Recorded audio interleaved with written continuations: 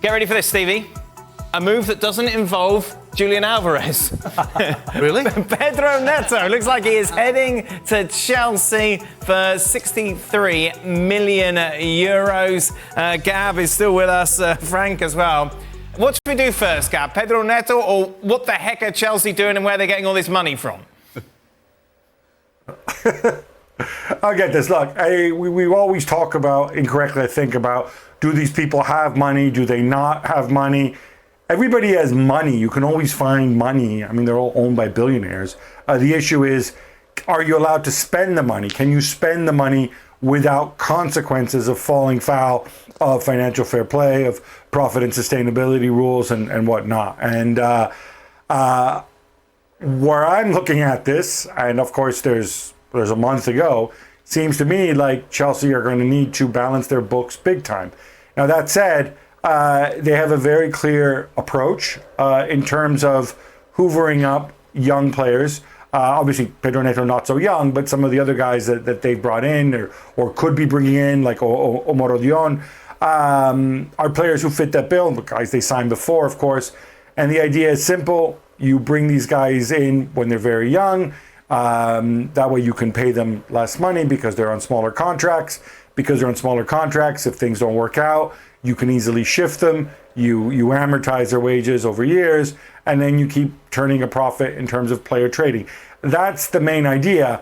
It is a very, very risky concept in my view, because if you get a couple of these wrong, or if you can't shift players for whatever reason, or players figure out and start demanding more money to come to Chelsea, then you get stuck. And especially if at the same time you're not getting the revenue because you're not qualifying for the Champions League and you haven't built your 60,000 seat stadium. So it's certainly a gamble. Let's see where they are when the chips are down. For now, they've taken this approach. I think they have to be consistent with this approach and see if their young players, who are already there and the ones who can come in, whether they can produce. And then there's a whole other financial books balancing side to it, where I think we have to suspend judgment until the window closes. But Gab, they have so many players. Well, they do. And of course, there's players that, they can send out on loan. They have a lot of young players, and they have players where if they need to whittle the squad down, from their point of view, it's not difficult, right? If somebody comes and says, hey, do you want Malo Gusto? People are going to say, sure. And they'll get their money back for him, plus a little bit, because he's improved over the years. And without bringing the A word, the amortization world, boom, you've generated money out of nothing. Plus all the kids from the youth academy. We've seen it from, there's Amari Hutchinson, boom, 20 million. Conor Gallagher, 40 million, or however much that ends up being. So, they're very confident they can shift those players. They can send those players to Strasbourg. At some point, obviously, he's not going to work with a 40-man squad. He's going to want, in Somanesca that is, he's going to want 22, 23, 24 senior players. And that's the approach. But for now, they want to allow him to evaluate what they have. And I find it odd the way you find it odd. I mean, how many freaking wingers do you need? And here's Pedro Neto. He's another one, right? So, again, there's got to be a method there, right? You'd expect so. There's got to be some sort of method to the madness, because from the outside looking in, it just looks crazy. It's interesting, Stevie, of course, when you were playing, it was a much smaller squad. Yeah. But we talk about Chelsea and we compare them to the successful sides, like Real Madrid, Manchester City. They have a spine. There's a core group of players there that they're built around. This Chelsea team doesn't seem to have that. And how do you even try and establish that when you've got so many players vying for the same positions? Well, it doesn't make any sense. You try and build a culture, you try and build a squad, and most managers have probably 15 or 16 that they think are going to be their players. Plus, most good sides have 3 or 4 who are the cornerstone of the whole team. And when we talk about Chelsea, they have none of those things. And I mean, people like Mudryk, for example. How is he ever going to develop into a proper player who can play consistently game in, game out, week in, week out, when he's in and out all the time? And it's going to be the same. I mean, Neto's going to be the same. And Neto's going to be the same because, A, he can't keep fit anyway. So he's going to miss 20, 25 games a season, which he has done the last, 3-4 seasons. So they're never going to get settled. They just buy people for... Apparently they think they need them. It's fantasy football. Well, that's what it is because... Here, just one second. Here's the rule, right? This should always be the rule for every single team, right? When you buy a player for a position, he better be better than one you've got. Right. Well, in my opinion, Pedro Neto plays on the right-hand side, and guess what? Your best player plays on the right-hand side, and Cole Palmer. Now, are you going to move Cole Palmer? And why would you move Cole Palmer? When the guy's scoring over 20-odd goals a season and got assists for fun, you're going to really move him and start him somewhere else? I mean, there's no sense to it. See, to that point, when Stevie's saying you buy players who are better than what you've got, it doesn't make any sense what Chelsea are doing, because you can't sit here and tell me Badger Shield is better than Chalobah, but they'll be moving him on because he's a homegrown player. You can't tell me that Dewsbury Hall or Lavia are better than Conor Gallagher. He's just moved on to balance the books. So when you look at Chelsea and you look at 5 minutes ago they signed Madueke, 5 minutes ago they signed Mudryk, but they're sort of, unless the manager and the hierarchy have made their opinions double quick and they're signing Neto, and you've got Raheem Sterling, and you've got Nkunku, and you've got Nicholas Jackson. To me, it's sort of like, it's fantasy football where I don't really get the method, because you're not buying in players who are better than what you've got. You're just buying a bunch of players. You think, oh, well, hopefully a manager might make them stick and might get them to perform, but none of it makes any sense in terms of improving the team or improving the squad. Gab, this seems to be the rhetoric from pretty much everyone you talk to who's got football experience.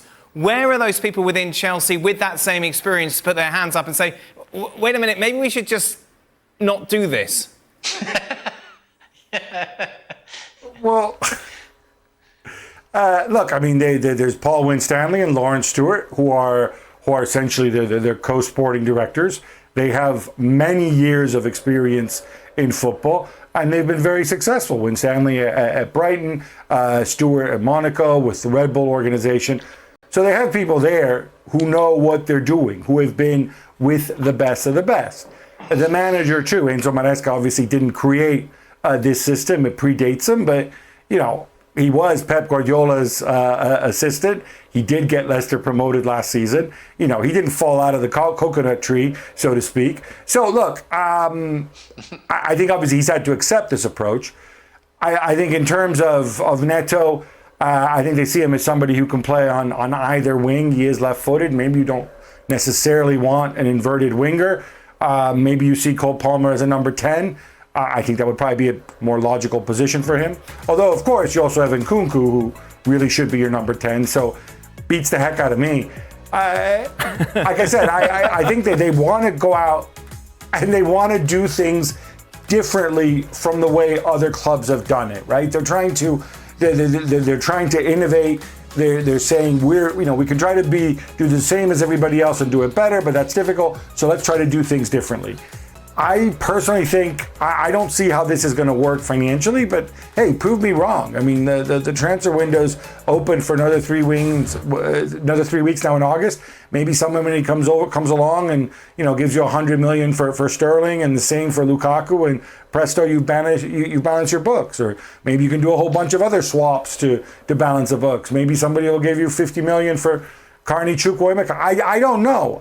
Is the answer. I don't know how this is going to work financially. If you take the financial side out of it, as an experiment, saying we're going to assemble all the best young talent because we're going to build a squad differently, and we're going to be guided by the talent that we have rather than diktats coming from on high from the manager or whatever, I'd say, hey, this is an interesting project. I want to see how it works out. But then, of course, there's also the financial side of it. And from where I sit now, August 9th, I don't see how this is going to work. But maybe they can do it. Maybe there's a plan. Frank, if you were back in the days, back in the Chelsea squad, how would you feel about all of this going on around you? As a player, I would be worried because I would be with a bunch of teammates who are so inexperienced that it's scary. The first point is, I'm at the point where I think Neto is a good signing, even if he's going to be, as he's been for Wolves, many times injured. When he plays, he's a very good player. But 60 million is a lot. But let's say that I'm at the point where, Finally, somebody with a little bit of experience. But if we talk about the balancing the books, I want to understand how you get the money back from signing a Mudryk, a Caicedo, even Enzo Fernandez. How do you get that money back? You will have to find more stupid people that you already have at the board to buy somebody, because I think nobody wants them above the price that they've been bought. So unless I know nothing about football, I want to say to the Chelsea board, hire me. I swear, I will save you hundreds of millions of pounds every year by signing other players that you are signing right now. And I'm sure in the balancing the books, I'm sure I'm going to get the player that you're going to buy less, that you're going to sell them. Because right now it's impossible. Tell me that who's going to buy, for example, a Mudryk, 80, 90, 100 million? Who's going to buy Caicedo, 120, 130, 100, 200 million? Nobody. I want to see the guy who's ready to buy those players. It's impossible. So they are stuck with them. Good luck with them. Carry on like that. You're going to kill the club. Can we get Gab's starting 11? This is who he thinks at the moment could start for the opening game, of course, for Chelsea. You look at it, Don, and you kind of think, is this side, is it good enough to make a statement in this Premier League? No. Just because they've spent 200 million on Caicedo and Enzo Fernandez, that can blur your vision a little bit. Nkunku needs a season where he's going to stay fit. Neto needs a season where he's going to stay fit. But we've watched them in pre-season. Reece James has not had a good pre-season. He's the skipper. Okay. So you probably know he's going to start.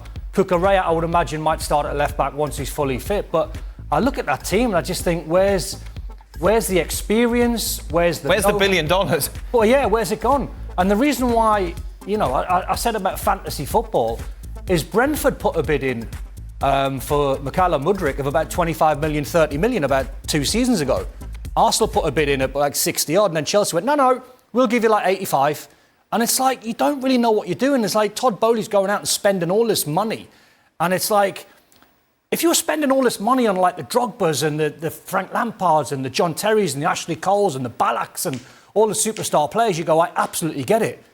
But the buy-in players where you think, these guys won't be at Chelsea in 2 years' time. Some of that starting 11 might not be at Chelsea in 3 or 4 years' time. There's nothing for Chelsea fans to try and grab onto. Arne Slot very quickly at Liverpool, he's been asked the question, where are your new signings? And I know it's slightly different, but it's a decent comparison. And he said, the squad that I've got and the individuals I've got, at the minute, I can't buy better than them. So he's not just going in the market and buying like 6 or 7 players that he doesn't really either want or not going to fit into his squad. He's being patient, where Chelsea just going out and playing fantasy football and just signing players left, right and centre. And opposition teams can smell that, yeah, Stevie? If you're going up against a side you know is fractured. Absolutely, yeah. You look at the side and you look at it on paper and you think, OK, they got some good players, but other than Palmer, nobody's getting anywhere close to what they're supposed to. And then you look at that back line scares me for fun. I mean, Badiashile and Fofana, I'm sorry. I think they overpaid for Fofana, no question, from Leicester. I don't think he's produced. I'm not so sure he will, ever. And, of course, Reece James, you don't know what's going to happen with him. Is he going to last? I mean, on paper, some good players, but as a unit, you don't mind playing against them. Gab, you're pulling a lot of faces. No, look, first of all, I didn't say this is going to be their starting 11 for the first game of the season. That's exactly what I said. That's exactly what you told everyone, Gab. I saw it, you tweeted it, I saw it on your MySpace, Friends Reunited, everywhere. But actually, the point is, Gab, that if you do change that 11, there's that back line, there's not a player that you can put in there that they've got that makes it any better. I mean, the Tosin guy, for example, the guy's bang average. So let's just take the back line, for example. You can't make any changes that makes it any better. No. Look, I think this is the best case scenario 11 if everybody works out, right? This is where I think that they want to get to. I mean, to be fair to them, I think some of the signings they felt that they had to make. Neither of the 2 goalkeepers were particularly impressive last year, so they bring in another kid who's 22, and there'll be a competition, and they'll get some money back for Sanchez, or more likely for Sasha Petrovic. Omaradian, they had to get in another striker. I presume Neto's there because they have some sort of exit strategy for Raheem Sterling. They are gambling, okay? They're doubling down and they are gambling. And I think we have to accept that. They're trying to build a team in a very different way. It could blow up really, really badly in their faces. But I think it is interesting what they're trying to do. And what I can tell you about the players that they have signed over the last couple windows, those are players that every big club wanted. Those guys, as somebody put it to me, you know, they didn't just choose guys off the menu. They just bought the whole freaking menu. So these are very, very gifted young players. Now, the question is, can they grow? We'll see. But there is a strategy there. Believe me, it may not work out. It may be a bad strategy, but there is a strategy. And the other point is, people are saying, oh, they're buying players left, right, and center. They're buying kids left, right, and center. Right? They're not going out and buying ready-made footballers. Pedro Neto is 24. Part of the strategy. We have to. I'm sorry? Pedro Neto is 24. Okay, he's fine. not a child. But yes, and he comes from Wolves. And they think the transfer fee is ridiculous and whatever. But what I'm saying is they're not going out, they're not buying players or starting players from Paris Saint-Germain or Atletico Madrid or Liverpool or other big clubs. They're buying players who they think have a legitimate upside. I mean, that's generally been the profile of the player that they've bought. And that's in keeping with that strategy. Neto, I don't know, maybe some weirdo fetish obsession that Maresca has because he likes little people. I don't know about Neto, okay? But if you feel you need a left footer because somebody's leaving, fine.